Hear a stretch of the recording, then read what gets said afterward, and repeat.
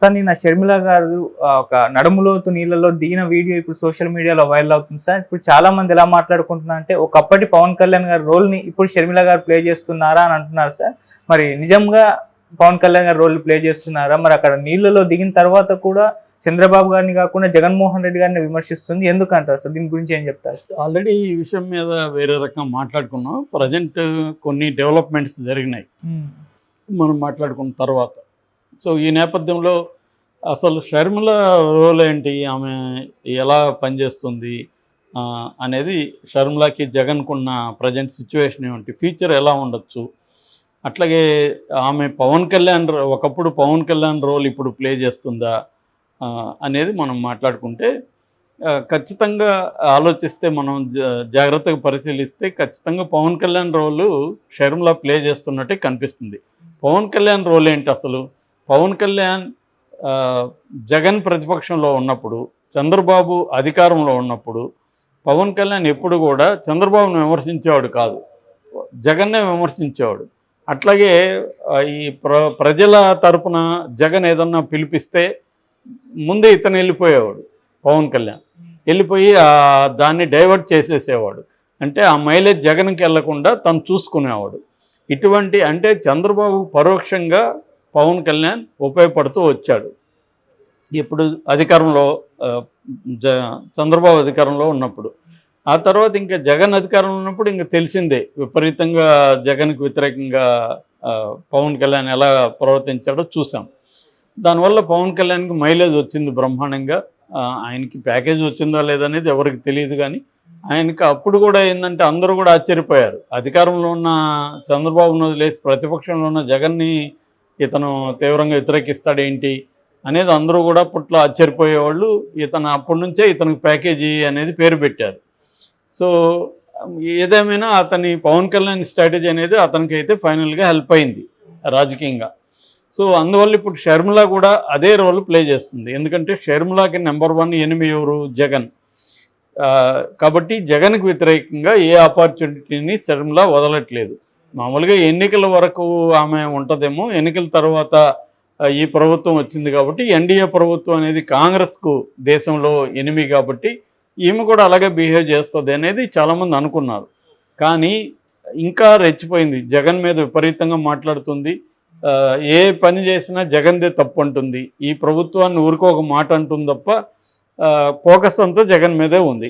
అంటే వైసీపీ వాళ్ళు చెప్తున్నట్టుగా చంద్రబాబును పూలతో కొడుతుంది, జగన్ ఏమో రాళ్లతో కొడుతుంది. ఇదే స్ట్రాటజీ ఉంది. నిన్న లేటెస్ట్గా జగన్ ఢిల్లీకి వెళ్తే దాన్ని డైవర్ట్ చేయడానికి అన్నట్టుగా ఆమె అర్జెంటుగా, అంతకుముందంతా వరదలు 4 రోజుల నుంచి వస్తూనే ఉన్నాయి, ఎప్పుడు వెళ్ళలే. నిన్న వెళ్ళి పశ్చిమ గోదావరి జిల్లా తాడేపల్లిగూడెం నియోజకవర్గంలో నందమూరు అనే గ్రామానికి వెళ్ళింది. అక్కడ పంట మునిగిపోయింది. ఇదంతా ఒక పంట మునిగిపోయిన పొలంలో నీళ్లు ఫుల్గా ఉన్నాయి. అక్కడ నీళ్ళల్లో దిగి ఆమె నిరసన తెలియజేసింది. అక్కడి నుంచే మీడియాతో మాట్లాడింది. దీంతో మీడియా విపరీతంగా, ముఖ్యంగా తెలుగుదేశం మీడియా దీన్ని కవర్ చేసింది. ఒక సింపుల్ రూల్ ఒకటే మనం గుర్తు, తెలుగుదేశం మీడియా ఎవరన్నా ఏ వ్యక్తినైనా ఫోకస్ చేస్తూ ఉందంటే ఆ వ్యక్తి వల్ల జగన్కి నష్టం అని మనం ఎవడైనా కళ్ళు మూసుకొని చెప్పేయచ్చు. సో ఇప్పుడు రఘురామకృష్ణరాజుని విపరీతంగా ఫోకస్ చేసింది తెలుగుదేశం మీడియా. రఘురామకృష్ణరాజు వల్ల ఎవరికి నష్టం? జగన్కి నష్టం. లేటెస్ట్గా కిరాక్ కార్పిన అతను అతన్ని ఎందుకు ఫోకస్ చేస్తుంది? జగన్ తిడుతున్నాడు కాబట్టి. లేకపోతే అతన్ని పట్టించుకుంటారా వీళ్ళు?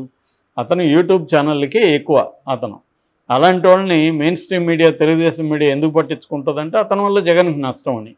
అంతకుముందు జడ శ్రవణ్ కుమార్కి విపరీతంగా మైలేజ్ ఇచ్చేది, అతను రివర్స్ అయ్యేసరికి అది పక్కన పెట్టేసింది. క్లియర్గా గుర్తు ఏంటంటే తెలుగుదేశం మీడియా ఎవరినైనా ఫోకస్ చేస్తుందంటే వాళ్ళ వల్ల జగన్కి నష్టం అని కళ్ళు మూసుకొని చెప్పేయచ్చు. అలాగా ఇప్పుడు షర్మిల అని తెలుగుదేశం మీడియా ఫోకస్ చేస్తుందంటే అర్థం ఏంటి? షర్మిల వల్ల జగన్కి నష్టం ఉంది, దీనికి మనం మైలేజ్ ఇస్తే మనకి వెళ్ళిపోతుంది. అది నేనేమి తప్పనట్లేదు. ఇప్పుడు అందరూ మీడియాలు ఇదే చేస్తున్నారు, వాళ్ళు ఎఫెక్టివ్గా చేస్తున్నారు. తప్పుల గురించి మాట్లాడలే, ఏం జరగబోతుందో చెప్తున్నా, నేను ఏం జరుగుతుందో చెప్తున్నా. ఇక్కడ మనం జడ్జిమెంటల్గా నేను మాట్లాడట్లేదు. ఎందుకంటే ఎవరిది తప్పు ఎవరిది ఉప్పు అని చెప్పే పరిస్థితి వాళ్ళు అందరూ ఒకటే. ఇక్కడ ఎవడి సామర్థ్యాన్ని బట్టి వాడు బిహేవ్ చేస్తుంటారు అంతే. ఇక్కడ ఏ పొలిటికల్ పార్టీలకి తేడా ఎసెన్స్లో కానీ ఏమి లేదు, అసలు ఐడియాలజీ అనేది ఏమి లేదు. ఎందుకంటే ఒక పొలిటికల్ పార్టీలో మెయిన్ నాయకులంతా కానీ మనం లిస్ట్ వేసి ఒక 50 మందిని చూస్తే వాళ్ళు ఒక 10 ఏళ్ళుగా ఒక పార్టీలో ఎవడు ఉండట్లేదు. ఏ పార్టీ అధికారంలోకి వస్తే ఆ పార్టీ షిఫ్ట్ అయిపోతున్నారు.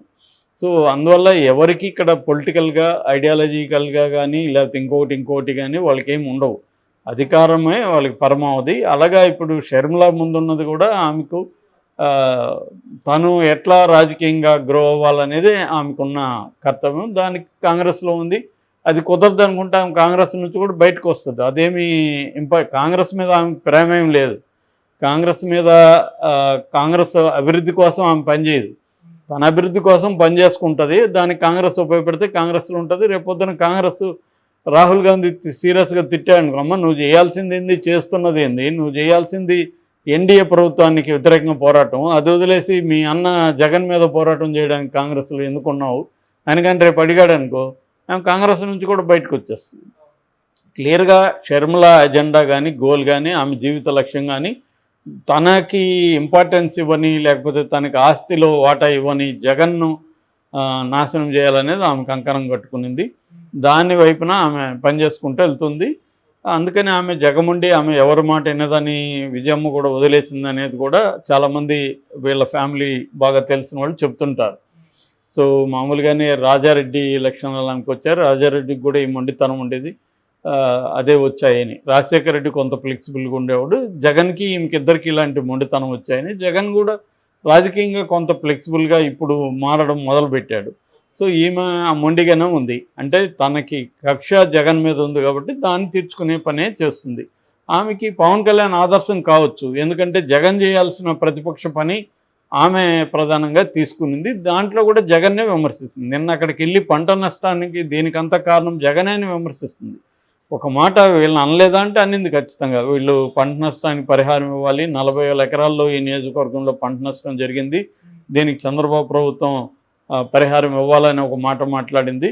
అట్లాగే మళ్ళీ సేమ్ రికార్డ్ వేసింది. ఇక్కడ రేవంత్ రెడ్డి రైతు రుణమాఫీ చేస్తున్నాడు, ఇక్కడ కూడా చేయాలనింది.